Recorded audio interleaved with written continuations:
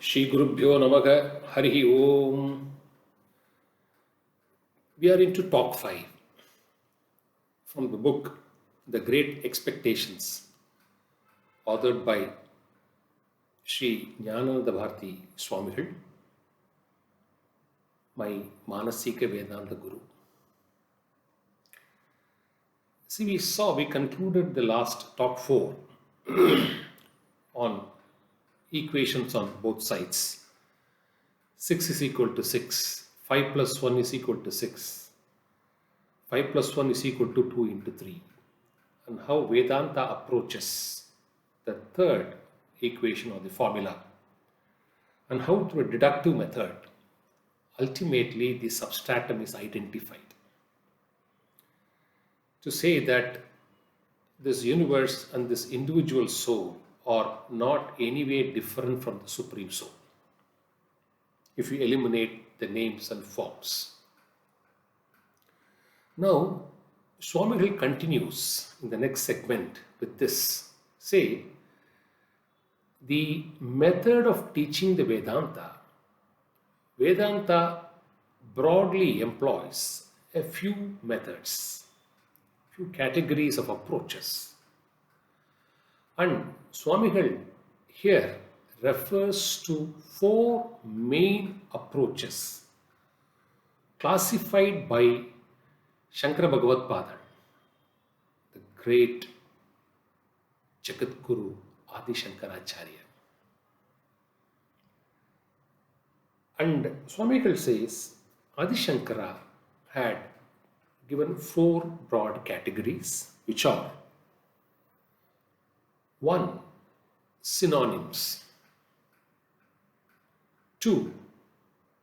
Synonym equations, adjective equations, imposed equations, and finally vanishing equations. These are the 4 categories. Let's take one by one, as discussed by Swamigal in this book, The Great Expectations, the Great Equations. Now, what do we mean by synonyms? A word, see, 2 words with different sounds and reasons may seek to convey the same meaning. For example, in Sanskrit, a horse is identified as Ashwa.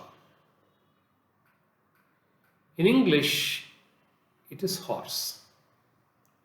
So, the words are different, the sound is different, the reasoning is different, but they seek to convey the same meaning. Ashwa and horse are therefore synonyms. Okay, Ashwa is Sanskrit and horse is English. Let's go to Sanskrit itself. Ashwa and Saindava. Saindava also means a horse, but precedes an adjective by tracing its location or origin to the area, the Sindh province. A horse from the Sindh province. But it also means a horse. So, there may be words employed in the course of this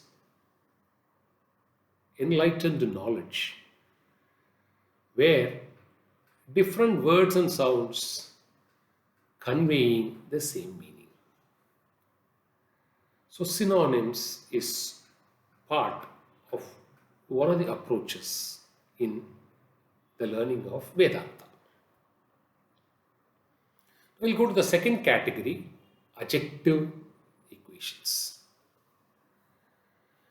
Adjectives, according to Swamigal, can be broadly classified into 2 categories: the distinctive adjective and the descriptive adjective. What is the distinction between the 2? A distinctive adjective is usually employed in the negative sense of communicating something. Rather, negative usage of expressions, not negative sense, negative usage. Whereas a descriptive is one where there is a positive usage. For example, fearless person. Fearless is an adjective. People who normally would tend to become fearful. Here is one who will remain fearless. So you explain the character of the person by identifying through a negative usage called fear and then followed by fearless person. This is distinctive adjective. Descriptive adjective. Put it in the positive sense. He is a courageous person.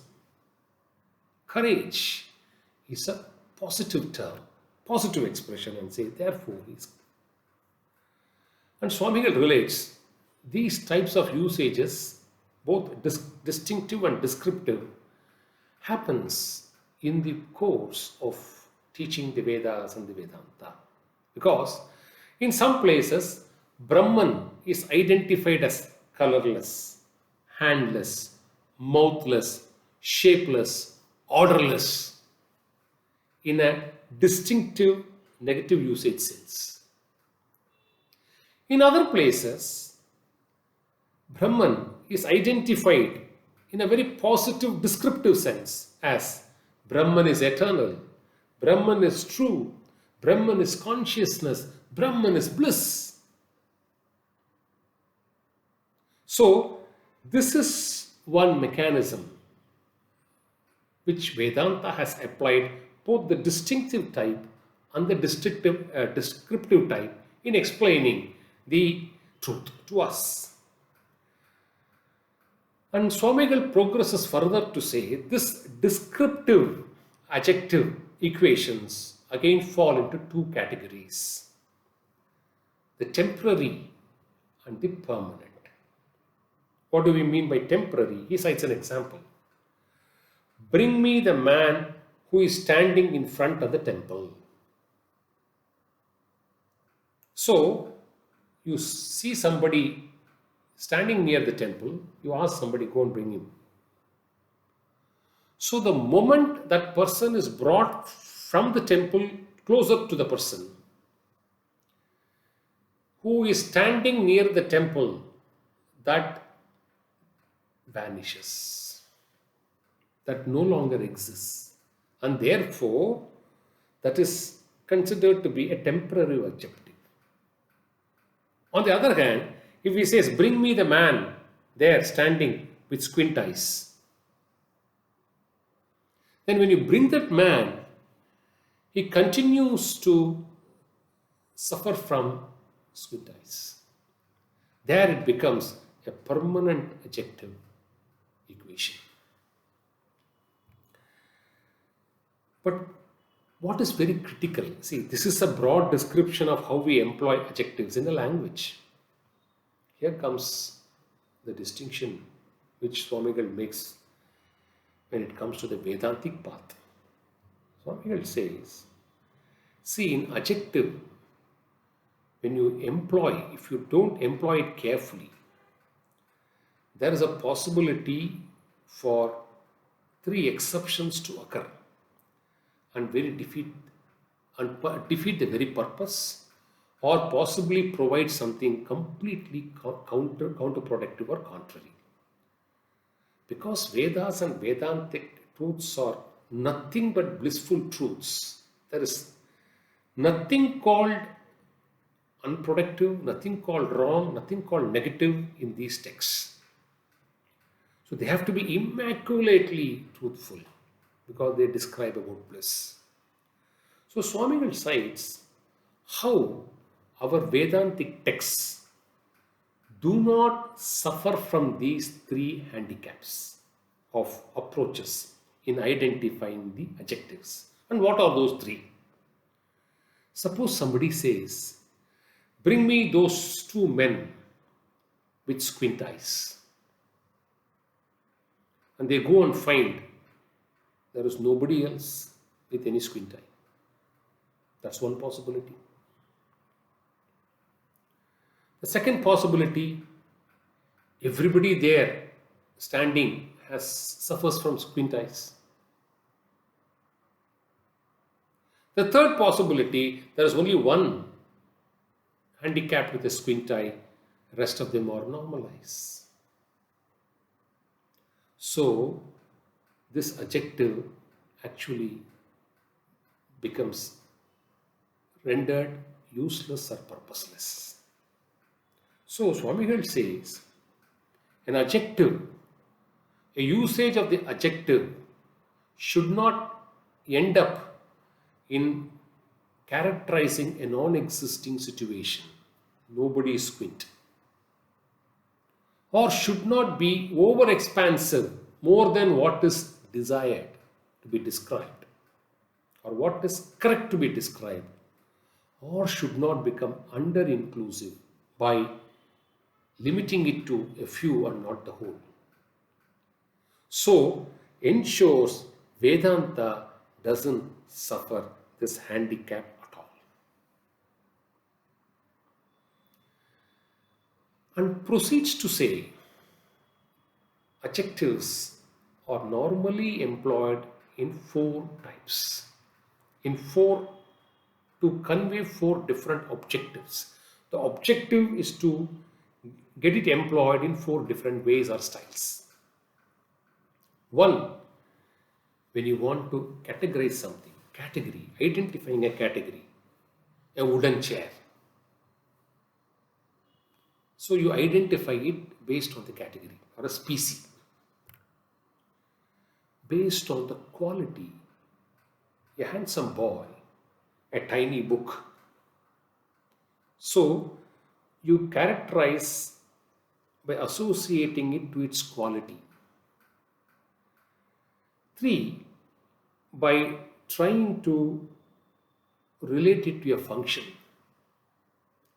a racing horse, a fighting cock, based on its functions.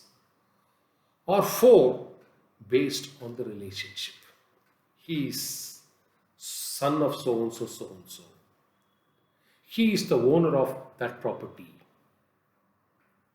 So these are the 4 broad objectives in which you normally employ the usage of adjectives. And Vedanta has also done it in these 4 ways. Now we come to the third category, imposition equation. What do you mean by imposition equation? Something else than what something really is. It actually is not the reality, but something is imposed on it. We therefore call it as imposition, either deliberately or involuntarily. For example, Swamigal gives an example. A plus B is equal to C is an imposition, because unless somebody knows for sure A plus B is not always C, then they will understand why in this context it is referred to as A plus B is equal to C. See, 5 plus 1 is equal to 6 is always true. 5 plus 1 is equal to 7 is always false. But A plus B is equal to C can neither be fully true in all circumstances nor false. It is imposed for certain specific purposes. And this imposition can have either from the Shastras as Shastric impositions, or impositions done by your own self. And Swamigal says in Vedanta, a Shastric imposition is always called as upasana for contemplation. These impositions happen for contemplation. How? Based on characteristic feature is one category. What do you mean by characteristic feature? See, Brahman is limitless. It doesn't have any boundaries. Because God is not contained by space or time. Similarly, mind is also limitless. Therefore, Vedanta prescribes mind which is expansive and limitless. Let that mind contemplate or meditate on Brahman. This is an imposition. A village headman is considered or treated like a royal king. He'll be very happy. You'll do a lot of things because you're treating me like a king. But in imposition, there is one ground rule. The reverse should not be applied. See, because mind is limitless, it can therefore meditate on Brahman.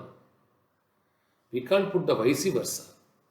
Then you are limiting Brahman, which is not correct.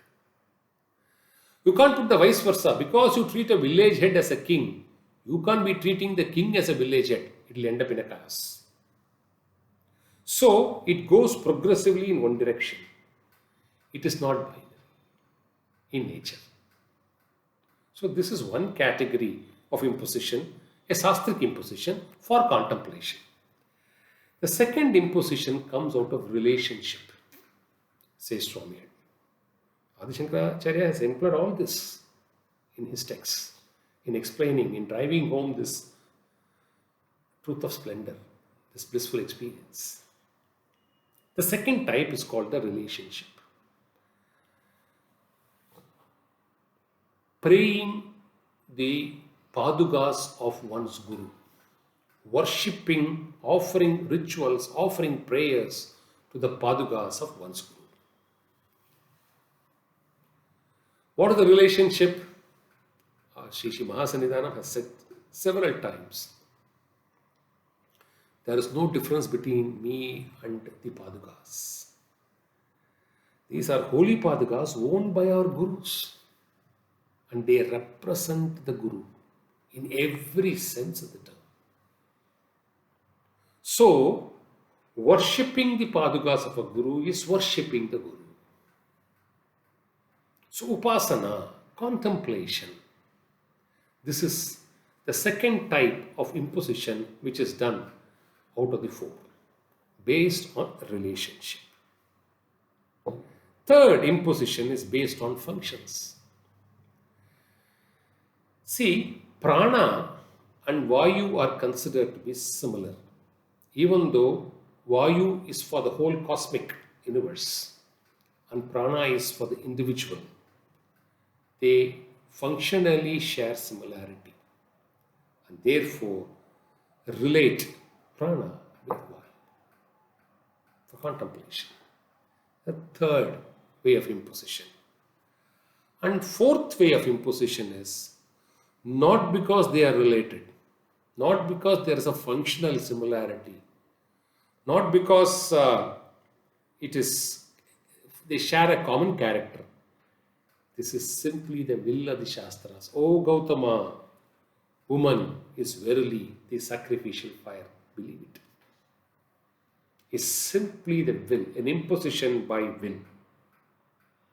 Then that command is respected and followed. Besides this fourth, there is a fifth method of contemplation which is also recommended for progressing souls.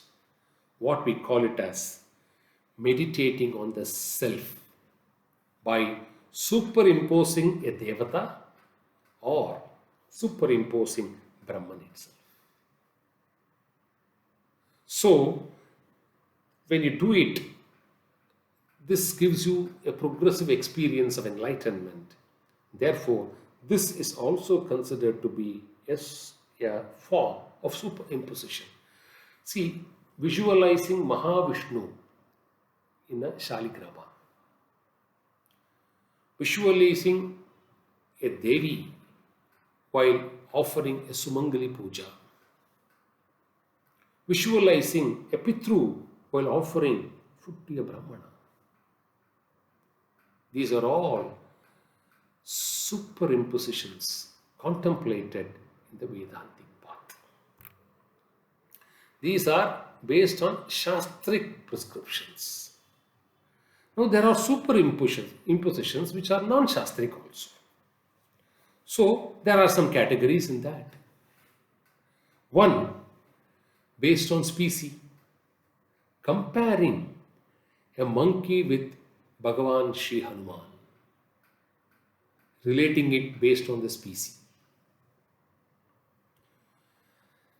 Based on guna or quality, hey, this bold man is like a lion, as of a lion, related to the majesty, just to the quality. Based on one's action, kriya, hey, this village doctor is verily a Dhanvantri.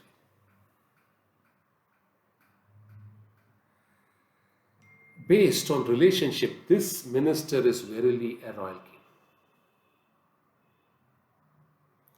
And the fifth one is the poetic imagination, poetic justification, poetic metamorphosis, relating woman's face with that of a blooming lotus, with that of a shining moon, poetic justice.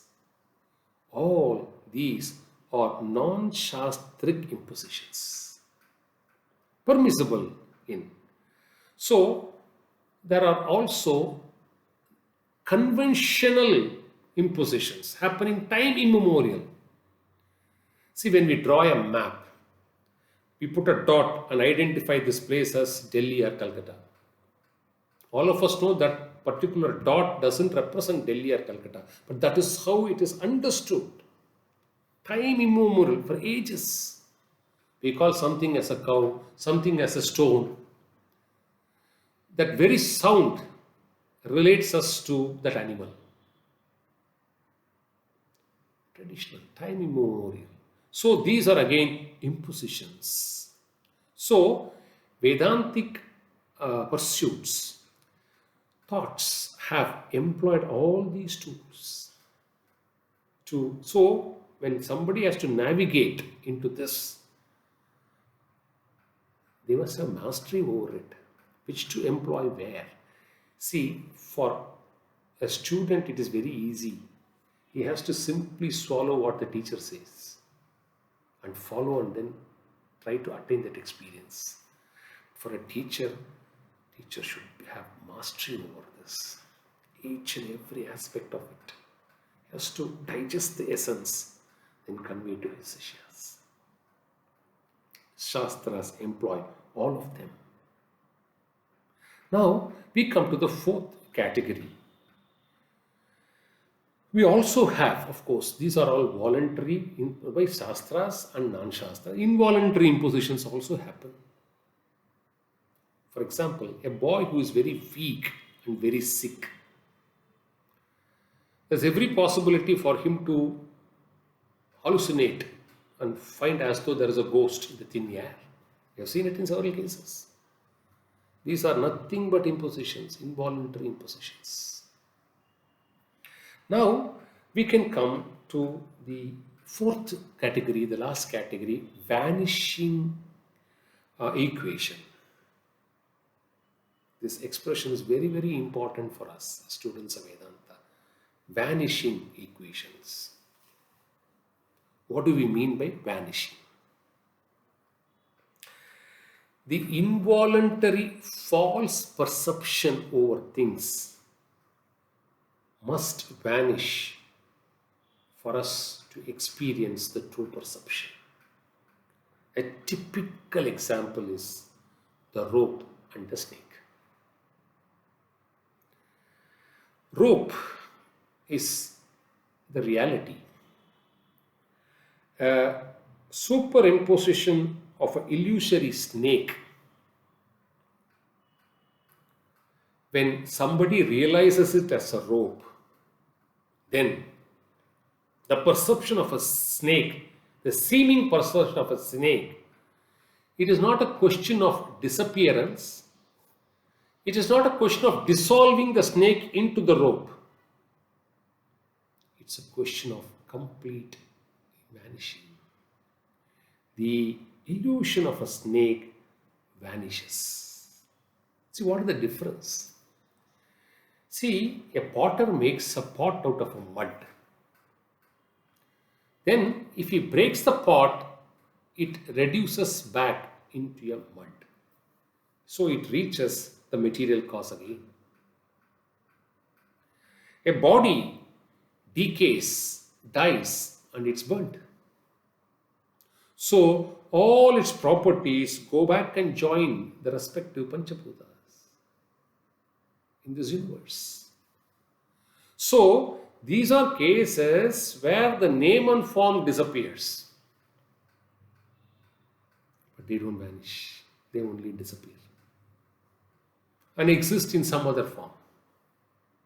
Vedanta teaches self-realization is not a state of disappearance.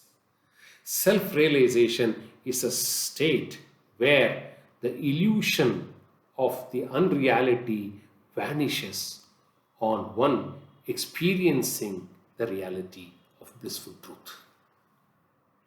Like a rope and a snake. The mistaken impression of a snake, which is illusory, which is superimposed, which is seeming, once the man realizes that it is actually a rope, what happens to the snake? Ask that question yourself. Snake, does it disappear? Does it dissolve? Or does it vanish? Why does it vanish? Vedanta has something to impart to us here. A very important truth. See, why does it vanish and not disappear or dissolve? Something can vanish only when it had no existence in the past, in the present, and in the future. This is one quality which is required. 2, something which has no simultaneous existence. Take these 2 conditions. See, when a man sees the rope, he doesn't see the snake. When he sees the snake, he doesn't see the rope. So it's not that the rope appears parallelly along with the snake as 2 different, a reality and an illusion. So, when a man sees this universe as real, even though it is illusion, he doesn't see Brahman, the Supreme Soul. When he experiences the Supreme Soul, this illusion of a universe vanishes from him. It doesn't dissolve, it doesn't disappear, it vanishes. Why? Because this is a case where the whole thing has neither an existence in the past, in the present, or in the future. So, when something is not recognizable, something does not have a state, or in terms of time or in terms of space, then it indeed vanishes. Third point, when something vanishes completely, then what is its state? Can somebody, therefore, people ask, how long was this universe? When was this universe invented? How long will this universe stay? How does it matter? For somebody, an illusory snake disappears because it never existed. Likewise, this universe simply vanishes because it never existed. And this is the state, a supreme state of bliss one has to reach or attain. Shri Guru Bhyo Namaha Hari Om.